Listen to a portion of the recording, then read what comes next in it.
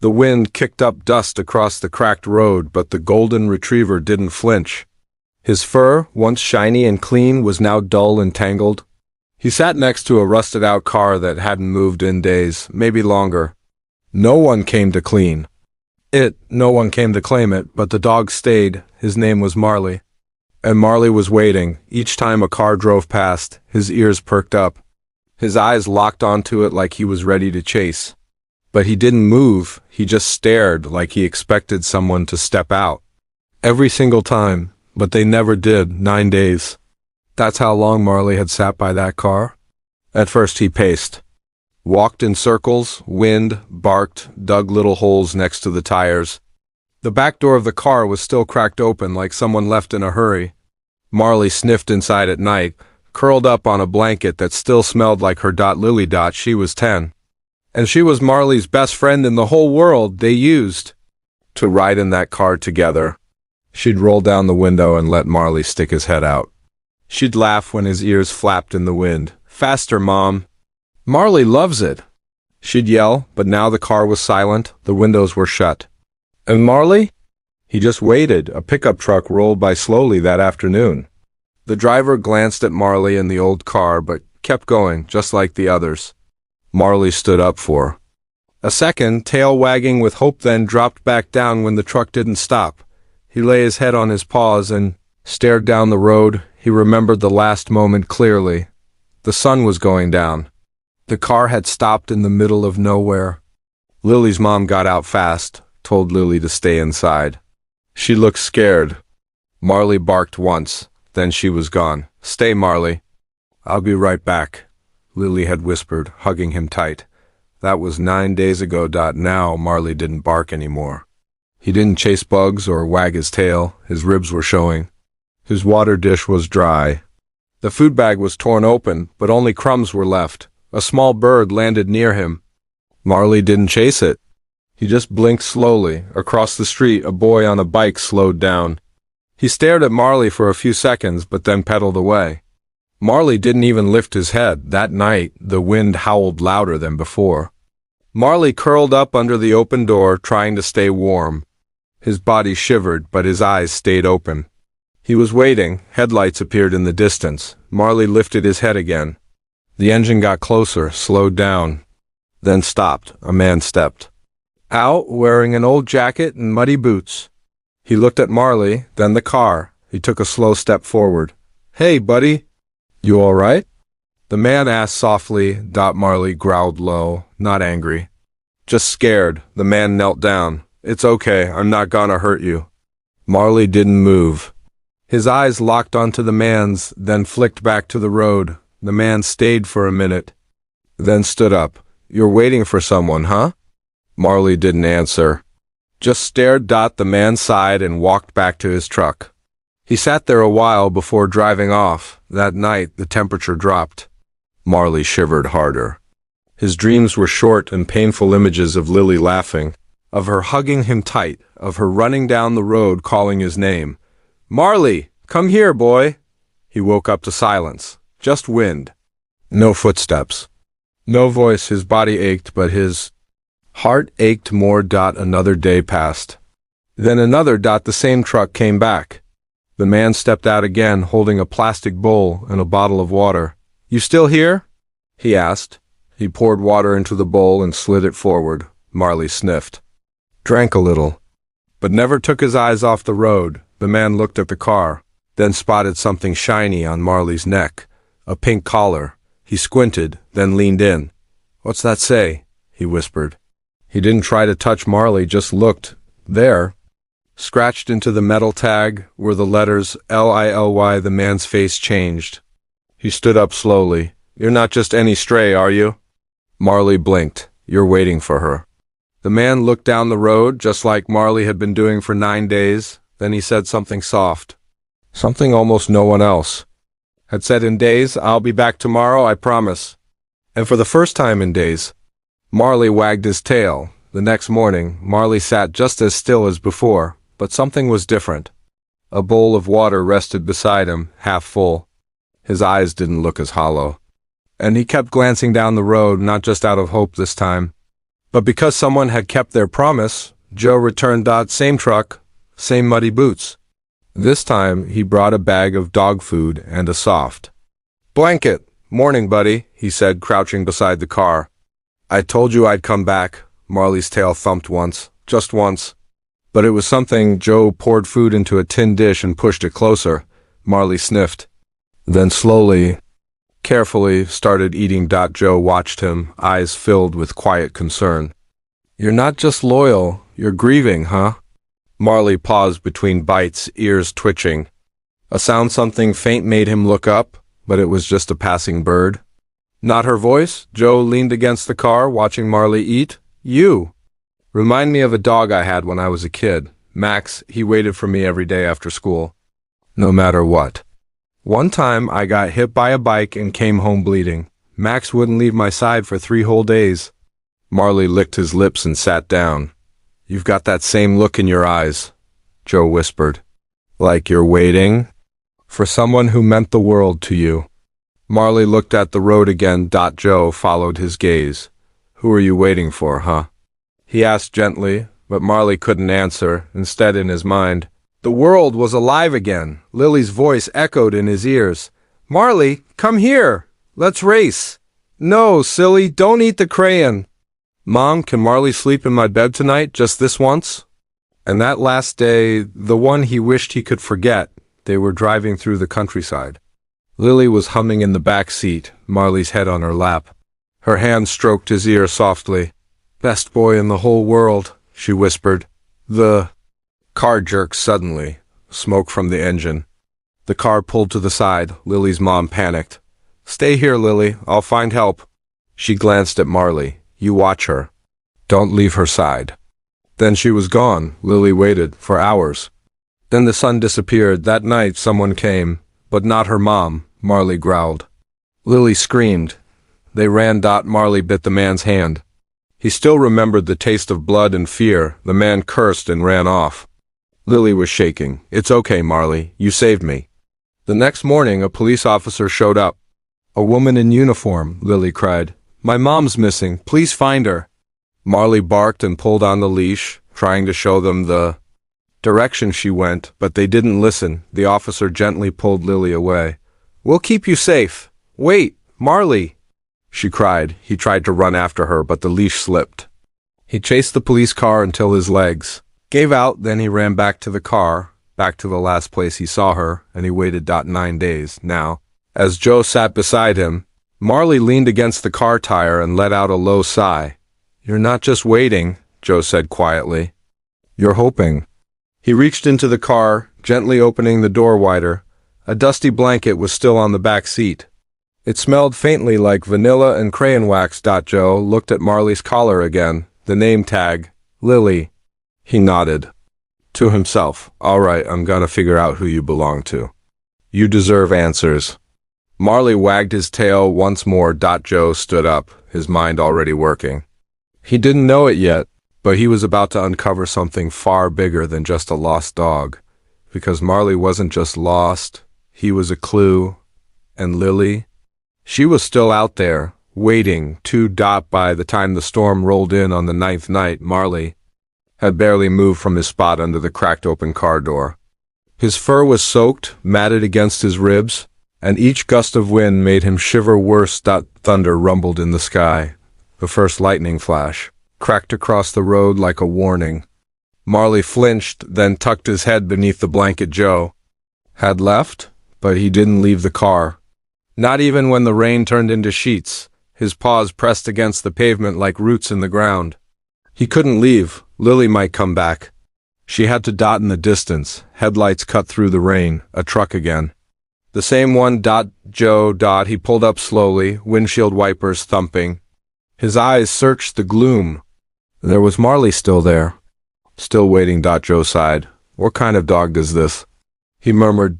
He parked, grabbed an umbrella, and stepped into the storm. His boots squelched in the mud as he approached. "Hey, buddy," he called.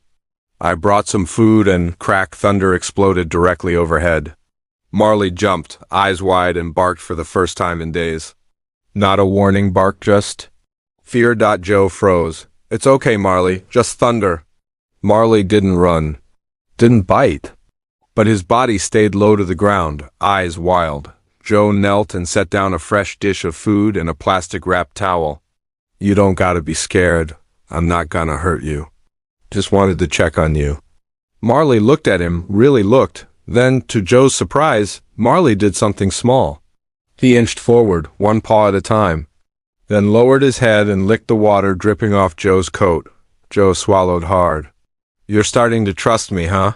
He sat down in the mud beside the dog, not caring about the rain soaking through.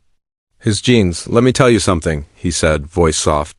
I've seen a lot in my life, but I've never seen a dog guard a car for 9 days.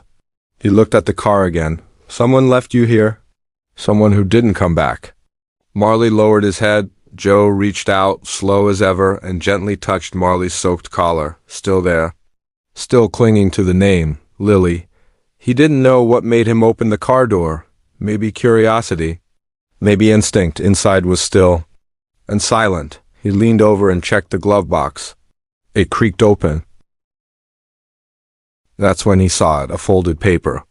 Water-stained but still legible. Joe pulled it out slowly. Handwriting. Sloppy, rushed. Like someone had written it in a panic. If anyone finds this car, please help my dog. His name is Marley. I had no choice. That was it.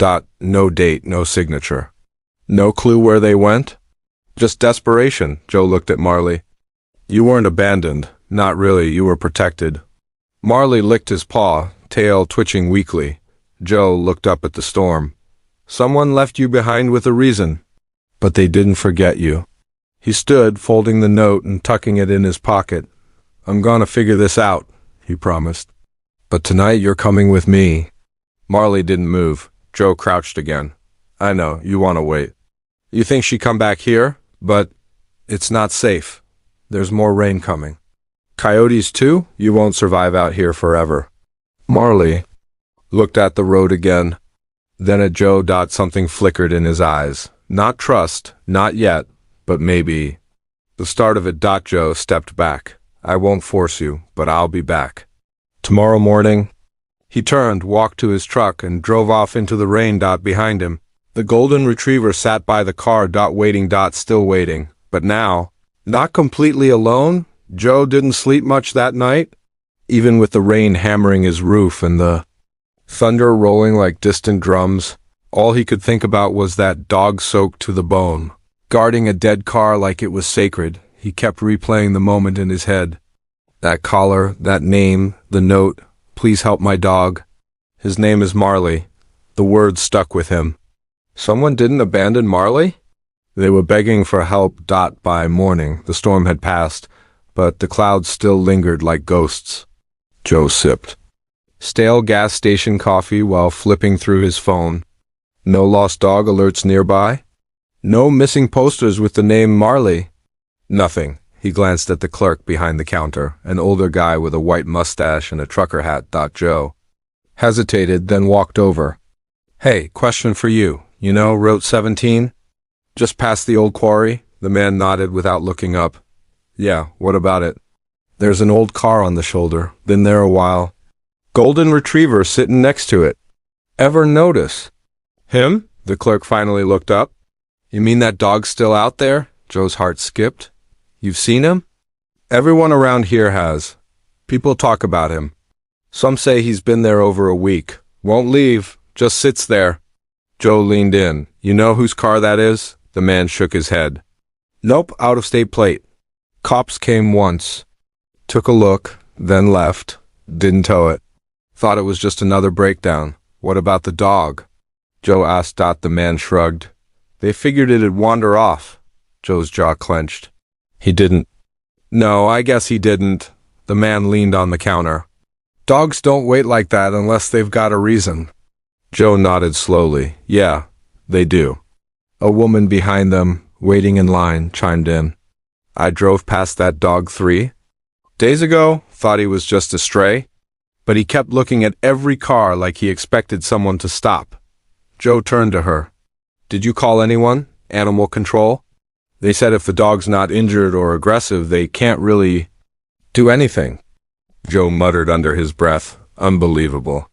The clerk scratched his beard. Someone told me the dog chased off a man one night.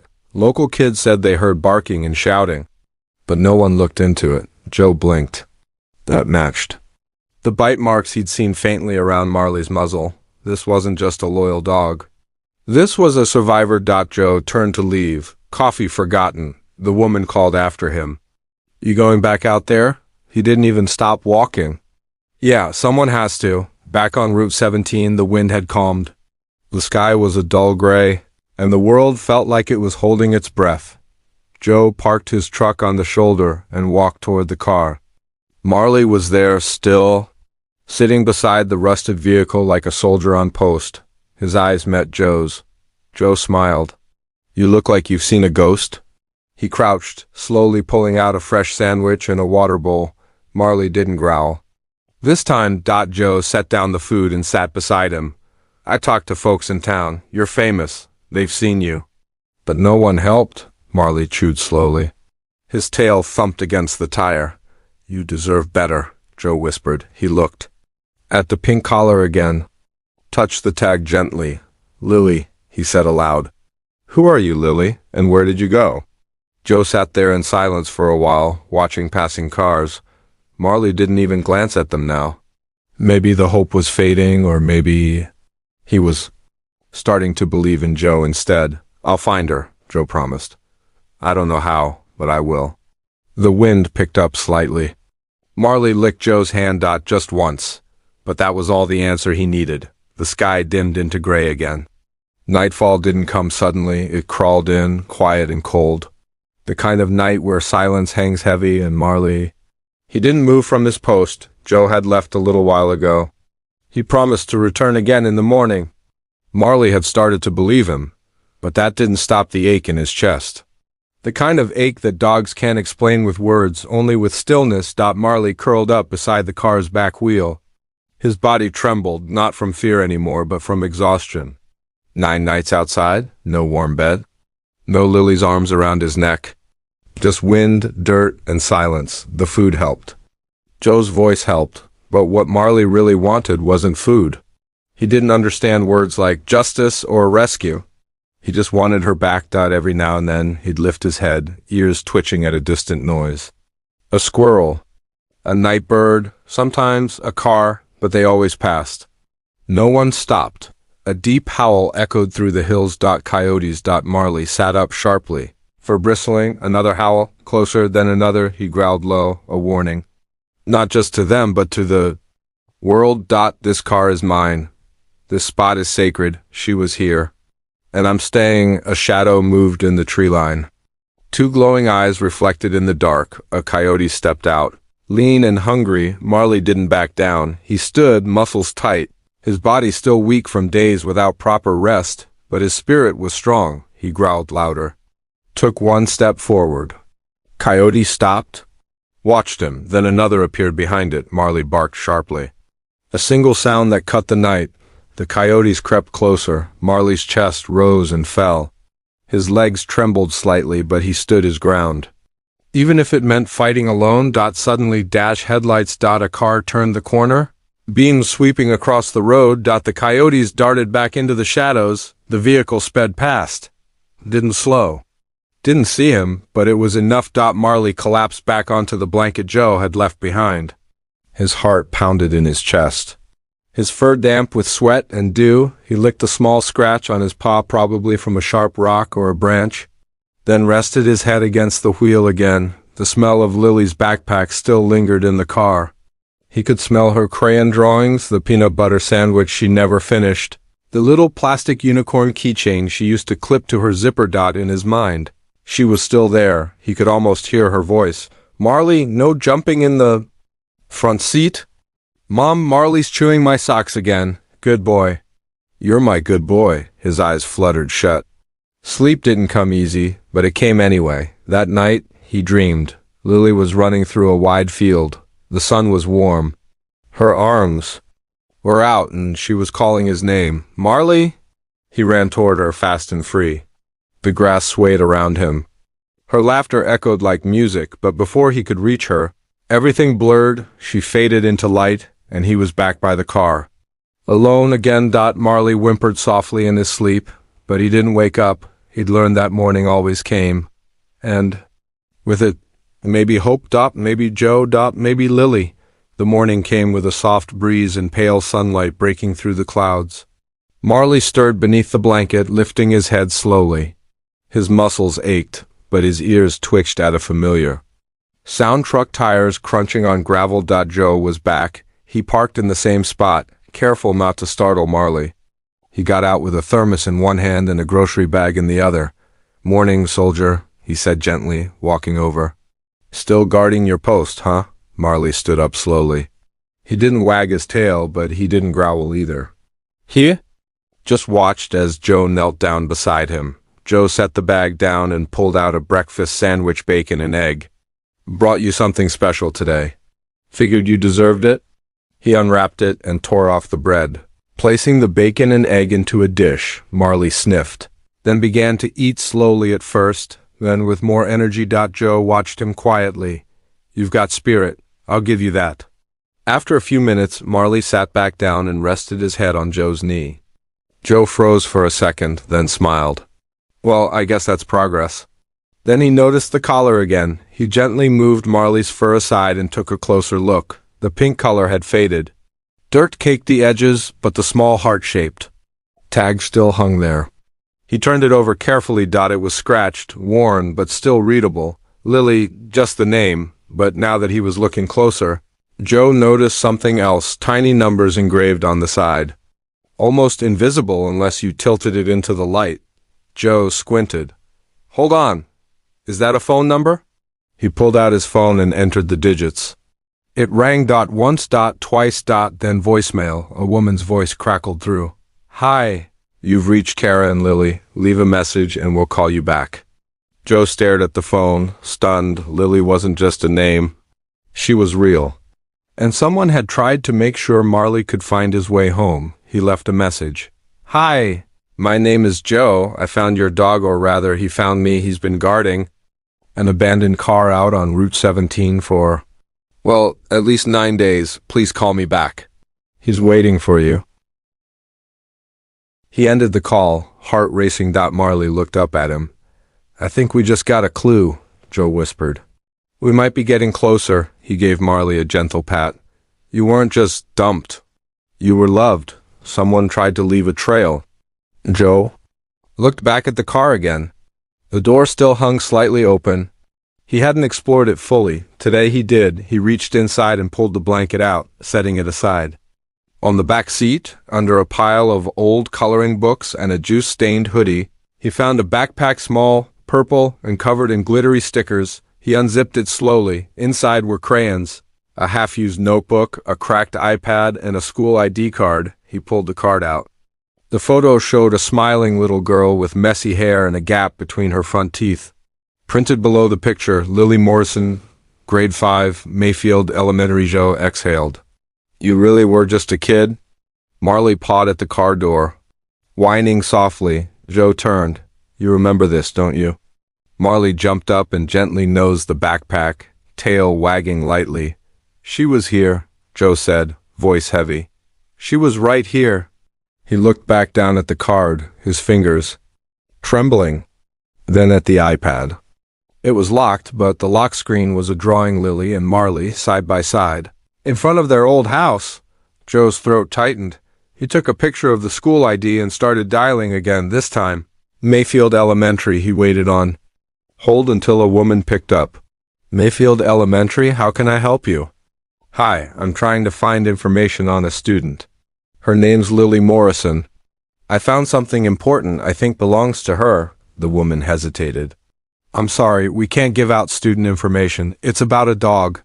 Joe cut in. "She had a golden retriever named Marley. He's been guarding a car for 9 days, and I think he's still waiting for her." Silence. Then a quiet voice. "Sir, Lily hasn't been enrolled with us in nearly 2 months." Joe's heart sank. "Do you know where she went?" "There was some situation. I think she and her mom left town.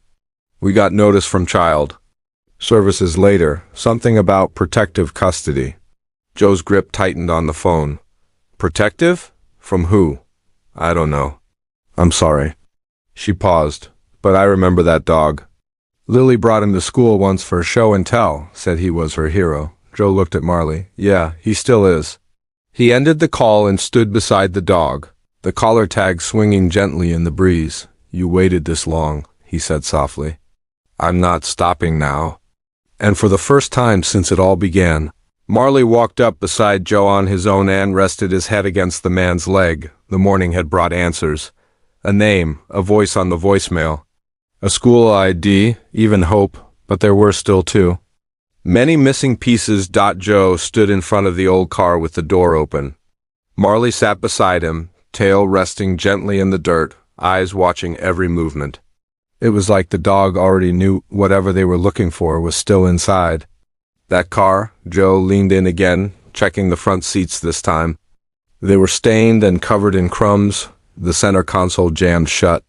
He grunted and forced it open, revealing only loose change, a few hair ties, and a broken plastic hairbrush. He sighed and opened the glove box. At first, it looked empty, but tucked beneath a crumpled napkin and a bent insurance form was a small folded piece of paper. It was nearly stuck to the bottom. He pulled it out gently. His fingers froze. The paper was yellowed, the edges damp. But the handwriting on it was fresh, hurried, desperate. He unfolded it slowly. If anyone finds this car, please help my dog. His name is Marley. He's gentle. He's scared. He's been protecting us. I had no choice. I had to run. Please, don't leave him behind. K. Just an initial. Joe stared at the note in silence.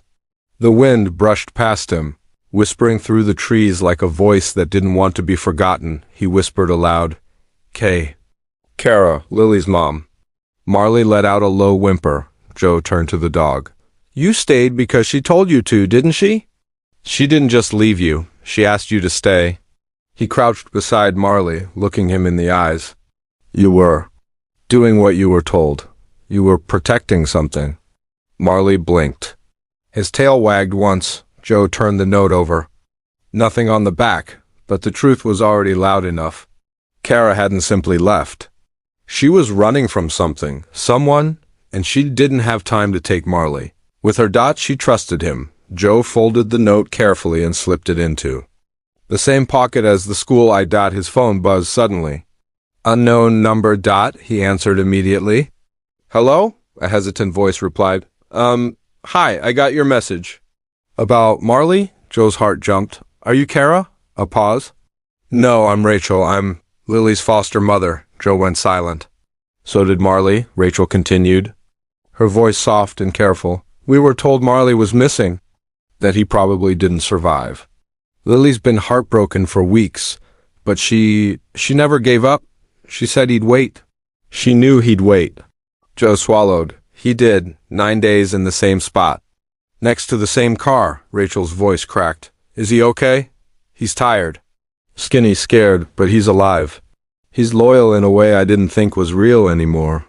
She was crying. Now, oh my God, I can't believe it. Joe asked carefully. And Kara, her mom, is she? Another pause. Kara disappeared the day the car broke down.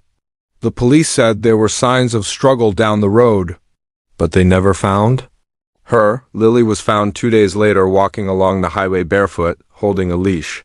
Joe closed his eyes. His jaw clenched. Rachel continued. Lily's been in my care ever since.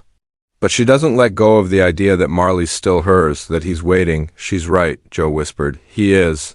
Rachel sniffled. Can we see him? Joe looked at Marley, who was now sitting quietly with his head tilted at the sound of the phone call. Almost like he knew. Yes, I'll bring him to you. Rachel gave him the address.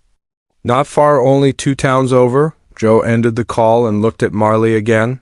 You ready to go see your girl? Marley tilted his head. Joe smiled. Let's go home. He stood up and opened the passenger door of his truck. For a second, Marley hesitated. 9 days. That's how long he waited beside this car.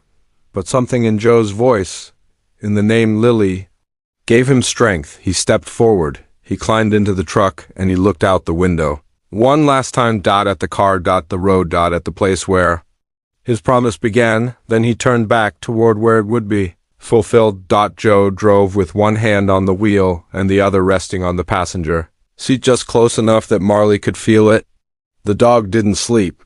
He sat up the whole time, looking out the window like he was memorizing every tree, every road sign, every bend in the road. Joe smiled softly. "You're really something, you know that?" Marley didn't respond, but his tail gave a soft thump against the seat. They were halfway to Lily's town when Joe decided to make a stop. He'd been thinking about what Rachel said, how Marley was declared probably dead, how the police and animal services just moved on. So he pulled into the county animal shelter. A small white building with peeling paint and a bored-looking teenager behind the desk. Joe walked in with Marley beside him, leash loose but not needed. Marley stayed right by his side. The clerk glanced up. Do you have an appointment?" "No, I need to speak to someone in charge," the kid sighed. "She's in the back. I'll see if she's free." A few minutes later, a woman in a green vest walked out. Mid-40s, tired eyes, clipboard in hand. "Can I help you?" Joe nodded. "Yeah, this dog, his name's Marley, was sitting next to an abandoned car for over 9 days. Right off Route 17, he has a tag. A name. I left messages with your office." "No one came," the woman blinked. "We get a lot of calls, sir." "If the dog isn't aggressive or injured and it's on private property, our hands are tied unless law enforcement requests intervention." Joe's jaw tightened. "So that's it? You just ignore it?" "We don't ignore it. We prioritize emergencies. If he was sitting near a vehicle, we assume someone would come back. If not, he nearly froze to death out there." Joe snapped. "Coyotes came. Rain, no food. And you thought he'd wander off?" "This dog didn't wander. He stayed, waiting for a little girl who never came back." The woman folded her arms. "Look, I'm sorry, I really am. But unless he was reported as a danger or in distress, we don't have the resources to chase every loyal dog story." Joe stepped forward. "This isn't just a story. This is a failure. You all gave up on him. On her." The woman sighed. "Do you want to surrender the dog?" Joe's eyes narrowed. "What?" "If you can't keep him, we'll take him. But we're overcrowded. He may not be placed right away." Marley leaned against Joe's leg, sensing the tension. Joe bent down, patted Marley's neck, and stood. "Back up. You think I came here to surrender him?" He shook his head. "No, I came here to show you what you missed.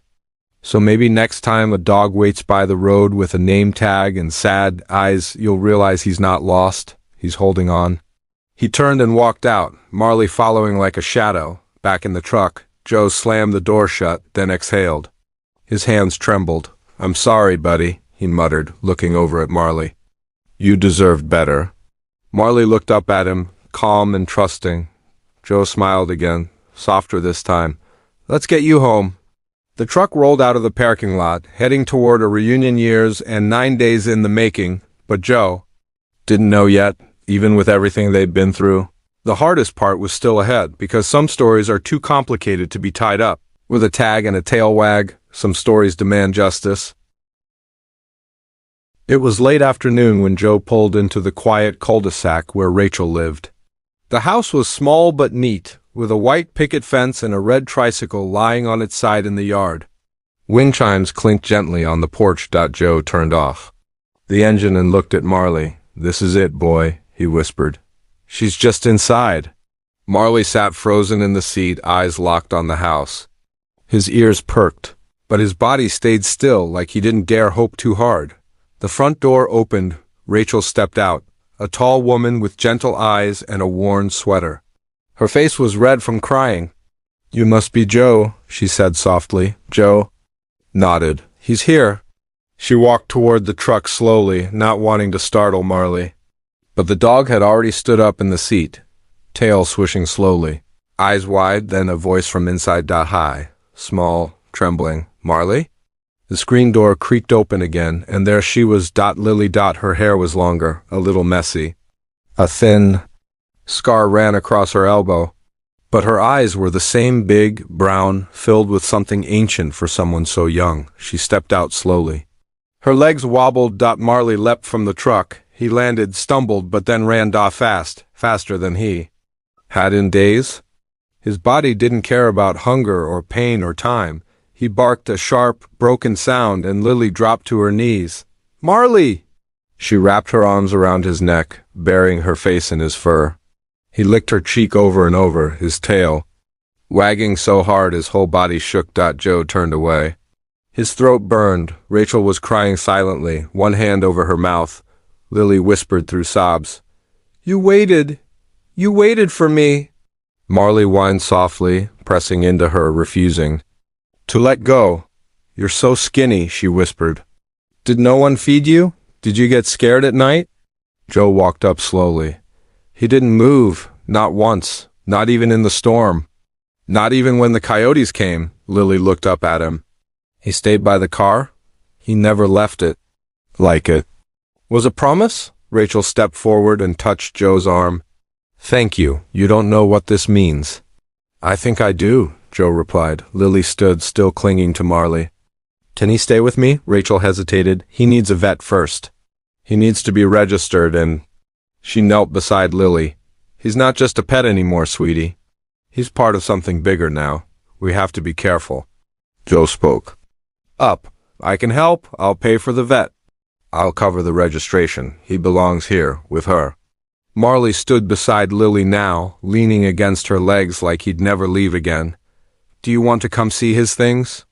she asked. "I kept them. I never let anyone throw them away." Joe smiled. "I'd like that." They walked inside together. Marley hesitated on the doorstep for a moment. Unsure. Lily turned. "Come on, boy. It's okay. You're safe now." He stepped inside slowly, sniffing the floor, the walls, the corners. The smell of new paint and unfamiliar rooms made him uneasy. Until they reached the bedroom, Lily opened the door. Inside was a small bed with pink blankets, a shelf full of books, and against the far wall a basket filled with toys. Dog toys, chewed, tennis balls, a torn rope, a squeaky carrot, and an old stuffed duck with one eye. Marley let out a soft bark and ran to the basket, nosing it furiously. Lily laughed. "I told you he'd remember." Joe stepped into the doorway, watching the reunion unfold. "I didn't let them clean his blanket," she said. "I kept it under my bed. I knew he'd come back." Marley flopped down onto the blanket and sighed the deepest, most contented sound Joe had ever heard from a dog. It wasn't over. There were still questions, still darkness to chase away, but in that room with that little girl for the first time in days, Marley was home that night. Marley didn't sleep at the foot of the bed. He slept in it, his head on Lily's pillow, her arm wrapped around his neck like she was scared to let go again. Joe sat in the kitchen with Rachel, sipping tea and staring at a stack of old papers spread across the table. He had questions. Questions Rachel had been holding back. "So," he said quietly, "you said Lily was found on the highway, barefoot, holding his leash?" Rachel nodded. "2 towns over. No coat, no backpack. Just Marley's pink leash in her hand. She kept saying, 'He told us to run.'" Joe leaned forward. "Who? Who told them to run?" Rachel hesitated. "Kara had a boyfriend, Lily's stepdad, really. His name was Victor. They moved in with him last winter. At first, he was fine.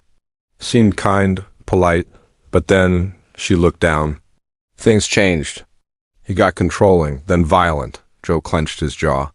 "And no one stopped him?" "She tried. Kara went to the police once, but Victor always had an excuse. He was charming. He made her seem unstable. Told the officers she was emotional." "A bad mother? And CPS?" Joe asked. "They came twice, but there was never enough to remove Lily until the night Kara called her sister in a panic, said Victor had snapped, that she was going to get Lily out." Rachel's voice trembled. "That's the last time anyone heard her voice." Joe's hands tightened around his mug. "And Victor?" "Disappeared. 2 days after Lily was found, he quit his job and vanished. No phone, no forwarding address. Police labeled him a person of interest, but had no evidence of a crime." Joe reached into his coat pocket and pulled out the folded note from the glove box. "She left this," he said, handing it to her. "She wanted someone to help Marley." Rachel's eyes watered. "She must have left it right before they ran." Joe nodded. "Marley never left the car, not once. He fought off someone, probably Victor, protected Lily when no one else could. Rachel whispered, he saved her. Joe opened his phone and pulled up the lock screen photo he'd found on Lily's old iPad. Do you recognize this house? Rachel leaned in. That's Kara's old house. They left it when they moved in with Victor. I think she kept this picture because it was before everything went wrong. Joe stared at the photo for a long moment. Then he opened another one. It was a picture of a man, mid-30s, smug smile. Arm around Kara, but something cold in his eyes. This Victor? Rachel flinched. Yes. Where did you get that? I searched the name. Pulled it from an old public Facebook post tagged by one of Kara's friends. That account hasn't been updated in over a year. Looks like he wiped his tracks. Joe leaned back in his chair. There's something off about all of this, he muttered. If she left that note, if she got Lily out, then what happened to her? Rachel wiped her eyes. We don't know. There was a trail of footprints off the road, drag marks. They found tire tracks too, but nothing else. No. Look toward Lily's room. She needs to know the truth one day, that her mother didn't just vanish, that she fought. She knows, Rachel said softly. Even if she can't say it out loud? Joe nodded slowly. Then he stood. I'm not done. Not until I know what happened to Kara. Marley waited 9 days to tell us something, and I'm listening. He turned to leave, but Rachel's voice stopped him. Joe, why do you care so much? He paused in the doorway, his voice low. Because when I was 10, no one came for my dog. And then he was gone back into the night, where the truth waited like a shadow just out of reach. Inside, in Lily's room, Marley let out a peaceful sigh, but far away. Someone else heard Joe's name, and he didn't like that someone was asking questions. Next morning. Joe was already gone before Lily woke up. Marley searched the house, briefly, nose twitching. Ears perked, but when he didn't find Joe, he returned to Lily's side, curling up against her chest. She smiled in her sleep, one hand tangled in his fur. For the first time in weeks, she slept without nightmares. Meanwhile, Joe was back on Route 17. He stood in front of the abandoned car, now marked with yellow tape from the last police visit. His boots crunched on gravel as he stepped around it. Eyes scanning for anything he might have missed before. The dog had waited here for 9 days. That wasn't just instinct. It was memory. Loyalty. And maybe trauma. Joe opened the car door again and leaned inside. Something strange caught his eye. On the inside of the driver's door, tiny scratches near the handle. 4, maybe 5 short, curved marks dug into the plastic. He touched them gently. Claw marks. Marley must have scratched the door, maybe trying to escape. Or maybe trying to warn Kara. Joe's eyes narrowed. But what really sent a chill through him was the direction of the scratches from the inside out. Someone locked him in. He stepped back, heart pounding. There were more signs, faint blood on the interior window, a smudge of dirt on the passenger side. Joe crouched, inspecting the ground again, behind the vehicle, barely noticeable. The tire tracks curved sharply into the ditch and back up again like someone tried to block the road, then sped off. Joe's gut twisted. Kara hadn't just stopped the car. She was forced to stop it, back at the house. Rachel was cleaning up the breakfast dishes when Marley suddenly perked up.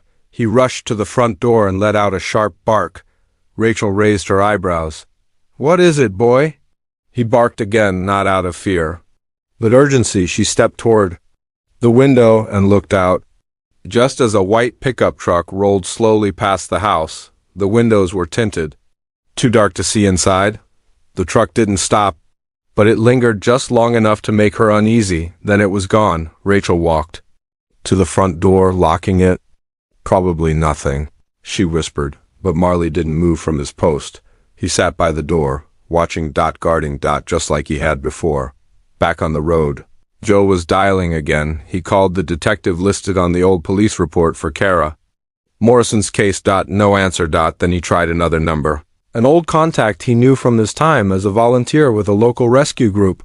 A retired officer named Henry. The call picked up after 2 rings. Joe, you okay? I need your help, Henry. I think there's something no one looked into in the Morrison case. And I think someone's watching that girl. There was a pause. You found the dog, didn't you? Henry said, I found more than that. I found a girl who was told to run. I found claw marks on the inside of a locked car. I found a man who vanished right after. Another pause. I'll meet you, Henry said. Bring everything you've got? This doesn't sound like a rescue story anymore. Joe looked toward the tree line, where the shadows stretched longer than they should have. No, he muttered. It sounds like a warning. Later that night, Lily was drawing with crayons while Marley lay beside her. She had drawn a house, a sun and two stick figures, her and Marley, but in the corner she'd drawn something else. A third figure scribbled in black, Rachel noticed, and knelt beside her. Who's that? Lily looked down. Her voice was barely a whisper. That's the man who banged on the window. Rachel's blood ran cold. What window, sweetie? Lily pointed toward her drawing. The one in the woods. Before Mommy screamed. Marley sat up suddenly. His ears twitched, then scratch. Rachel stood up sharply. Noise from the back door, scratched, not like an animal, like someone with fingernails, slow, deliberate. Marley began to growl a low, warning sound. Rachel grabbed her phone, and dialed Joe. Joe answered on the first ring. Rachel? Her voice was shaky. Someone's outside. Joe immediately straightened up in the diner booth, dropping a handful of cash on the table. What happened? I heard scratching at the back door. And Lily, she drew something. A man she remembers from the woods. Marley's acting strange. Did you see anyone? No, but Marley hasn't moved from the window. He's growling like he knows.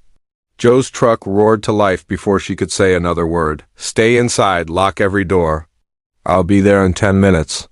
Rachel hung up and double-checked. The back door, locked, deadbolt secured. Still. That uneasy feeling crept in, the kind that makes your skin crawl even when nothing's there. Marley paced along the kitchen floor, ears alert, body tense. He didn't bark now, just that deep, guttural growl. A protective sound. Not aggressive. Warning. Lily peeked around the corner, holding her stuffed duck. Why's Marley mad? Rachel knelt down. He's just being a good boy. He's watching. Is the bad man here? Rachel blinked. What bad man, sweetie? Lily hesitated, then she whispered, the one with the boots. The one who said Mommy couldn't take me. Rachel's heart dropped into her stomach. Joe's truck skidded into the cul-de-sac just under 11 minutes later. He didn't bother to park neatly, just swung into the driveway and ran. Rachel opened the front door the moment he knocked. I locked everything, she said breathlessly. But something's off. Joe followed her to the backyard. The grass was damp from morning dew. A faint breeze stirred the wind chimes. But what made him freeze was what he saw beneath the kitchen. Window. Footprints. Large ones. Boot tracks deep. Enough to prove someone had stood there for a while, watching. Joe knelt beside them. Pressed his hand beside one for size. Too big for a teen. Too deliberate for a prank. He was here, he said quietly. Rachel swallowed. Do you think it was Victor? Joe stood up. Who else would want to scare a child into silence? Inside. Marley stood guard at the window. He wasn't just protecting Lily, he was remembering. Joe walked around the perimeter of the house. A few more tracks led off into the woods, but then they disappeared near the creek that bordered the property. Whoever it was knew how to leave without being followed. Back inside. Lily was sitting on the floor with her drawing again. Joe crouched beside her. Hey, can I see what you drew? She hesitated, then handed him the crayon picture. It showed a house, a car, and 3 people. One was labeled me. Another Mommy, and the third? A large man with a black scribble over his face. Is this the man from the woods? Joe asked gently. Lily nodded. He yelled a lot, she whispered. He hurt Mommy's arm once. She told me not to look. Joe's voice was soft. Do you remember what happened the night she ran? Lily picked at the edge of the paper. We packed fast, Mommy cried. She said we had to leave before he came home. Joe exchanged a glance with Rachel, who stood frozen in the doorway. And then? Joe asked. She drove really fast. Then the car stopped. Lily's hand trembled. She told me to take Marley and run if someone came. I didn't want to leave her. But she screamed and pushed me out. Joe gently took her hand. You did exactly what she asked. You were so brave. Lily looked up at him with watery eyes. Is Mommy gone forever? Joe swallowed the lump in his throat. I don't know. But I promise you I'll find out what happened. No one's giving up this time. From the window, Marley gave a single bark. His tail thumped once, then stilled. Outside. The trees swayed gently, but Joe had a gut feeling, the kind he couldn't shake. Someone had been close. Too close. And next time, they might not leave quietly.